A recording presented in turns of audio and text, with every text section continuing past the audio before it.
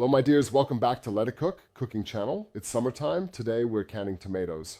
For this we need basil, pepper, salt, brown sugar, a bit of beef broth, a bit of aged aceto, tomato paste, garlic, bay leaf, onions, and tomatoes.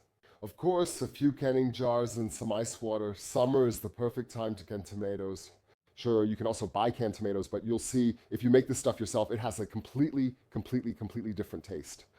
Italians would say, oh God, now he's adding onions, garlic, bay leaf. None of that belongs in there. They keep it super basic. They just use tomatoes and basil and that's it. We make it a bit, let's say, a bit more varied or with a bit more flavor because I think it's really nice when the sauce already has a bit of taste. First, I peel the skin off the vine tomatoes. To do that, just make a small cross at the bottom of the tomatoes, then we can peel them off more easily later. You can already see that there's just an X in there. I'll quickly do that with all of them. The tomatoes are scored and now we just cook them, or rather blanch them in 2 batches. Just put a few in. There were also a few damaged ones in there. Of course, don't throw them away. If you have other tomatoes lying around somewhere, like small cherry tomatoes, you can add those in as well. Yes, use everything that's still lying around in the fridge. You can cook that down really well. Now we'll let it cook briefly. You can tell it's done when the cross we scored starts to split open a bit. I'll show you that soon. It doesn't have to be long. I'd say about 15 seconds or so. Now it's starting, let's test it out. You can peel the skin off really easily and now just put it into cold water. The cold water is, for example, if you're making tomato concassé, which is something you do more often in fine dining, you just peel the skin off the tomatoes and then use only the diced tomatoes without the skin. Yes, you must do it the same way. Off. It's more important there, so when making tomato concassé, stopping the cooking process matters more. Because we want the tomato flesh to stay firm and have bite. With tomato sauce, that's less important. It's just about being able to properly peel off the skin, yes? So I've already prepared some jars here. Yes, my grandmother always, whenever she did this, she would blanch the tomatoes first and then blanch the jars. Why is that? There's simply a reason behind that. Then the jars are sterile, so we can fill them nice and hot later, turn them upside down, and then they're immediately vacuum sealed and closed, and really already clean. Yes, of course they're already clean now, but they're not really sterile yet. That's why you blanch, and you do it often. Pasteurizing is essentially the same thing. We heat this tomato sauce to a certain temperature, over 80 degrees, then we fill it in there and a vacuum is created. And then it can't go bad anymore. And it lasts forever for you. Yes?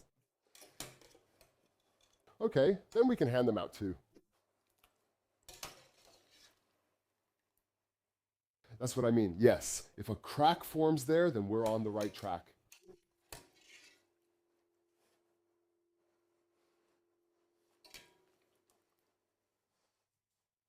Okay, and when they're all in the ice water, we'll set them aside.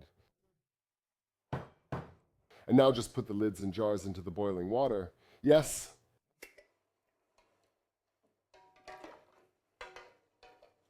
It's not a big deal if there's still a bit of tomato flavor in the water. Yes, we're going to pour it back out later anyway.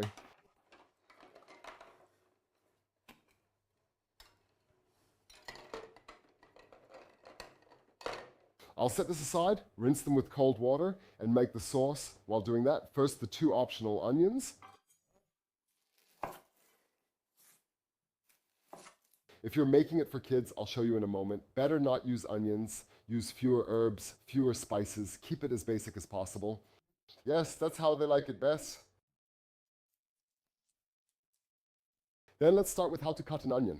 I think you already know that. I don't need to show you now, but normally always keep the root end at the back, of course. Slice it. Since we want to leave the onion in and don't want to puree the sauce, yeah, we have to cut it a bit finer, of course. Cut across 2 times. And then simply cut it down. I forgot to add olive oil to the list. You'll need plenty of it. It's very important. So now we're going to pour a good amount into the pot. I'm also using a good olive oil, yeah. And now we're going to let the onions slowly sweat in there, just lightly saute them. You see, this is a very low heat because I also want to have a bit of time to chop and peel the tomatoes. All right, I'll quickly show you how to prepare a tomato like this. And we simply peel it. Depending on how long you've cooked them, this should actually be quite easy. Just pull the skin off like this.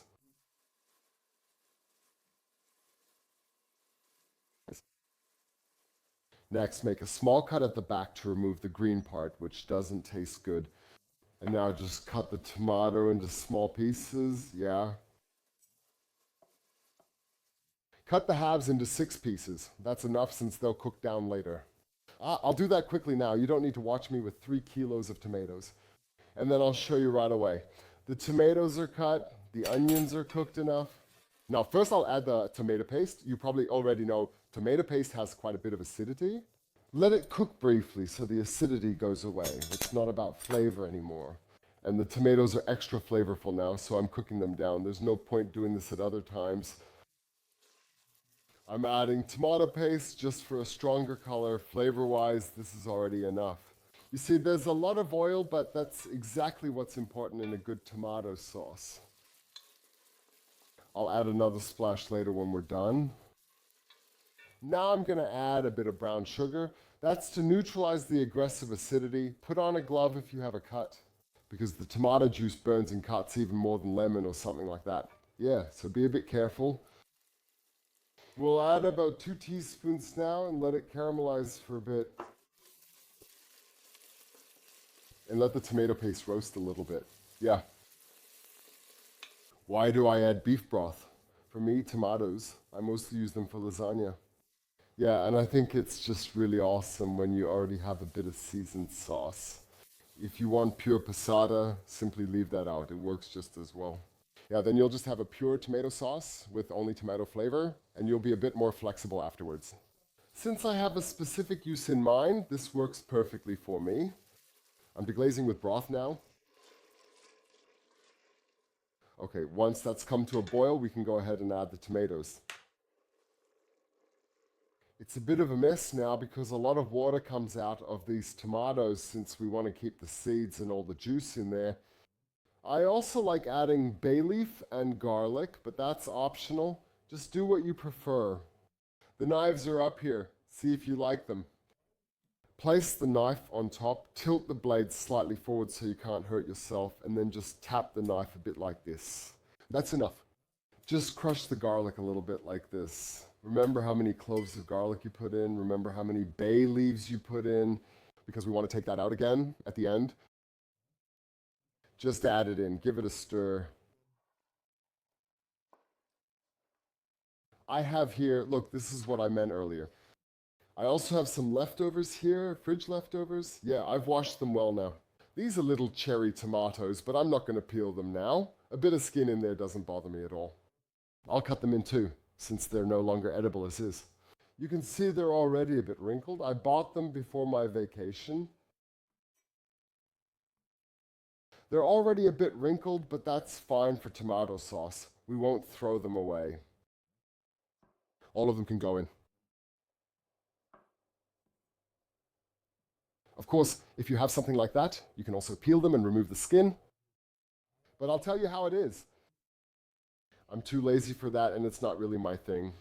Now, when I make tomato sauce, I always like to add a small splash of aged vinegar, or you can also use regular vinegar. Just to balance it out a bit. You don't need much, just a little splash. Then add a dash of pepper.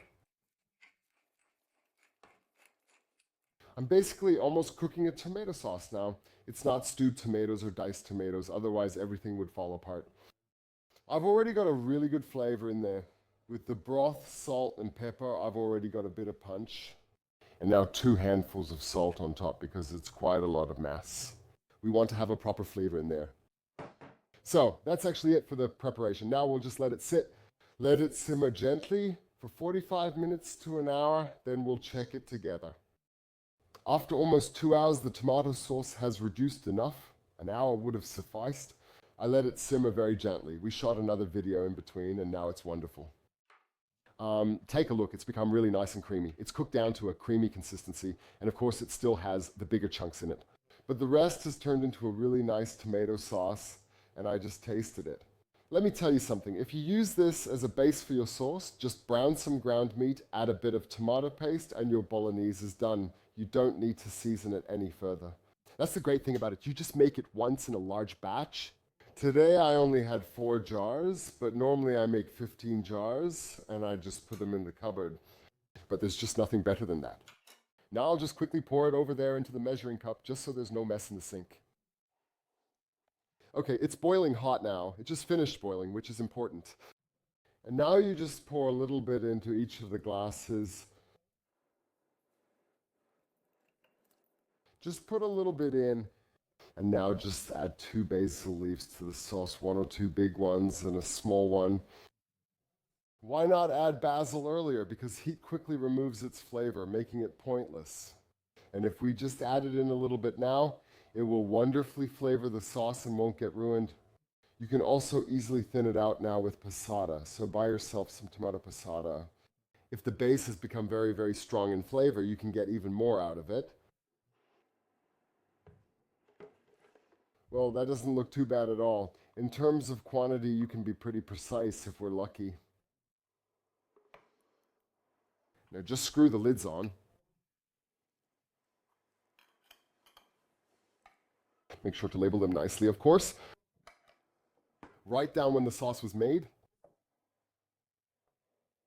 And when it's tightly closed, I always do it like this. Snap, turn it over, and put it in the back. Yeah, let it cool like that so a vacuum forms, preserving it just like you did yourself. My dears, it's preserved. I've turned it again. Now we can let them cool down. And then they'll last forever and a day, the whole year. So you can really make 3 times as much of it, then it really works out nicely. Buy jars and then put them in your pantry. That's better than any pill you can buy. The tomato. Enjoy cooking, my dears. Take care. See you next week. Savor the tomato flavor. You have to do this now. Now is the best time for tomatoes. Right now they have a really rich, amazing flavor. Take the Italian ones if you can get them. I always find them the most flavorful. Try it yourself. I guarantee you'll love it. And to you, Italians, please don't hate too much because of the onions and all that stuff. I know you do it differently, but this is just my version, so take care. Bye.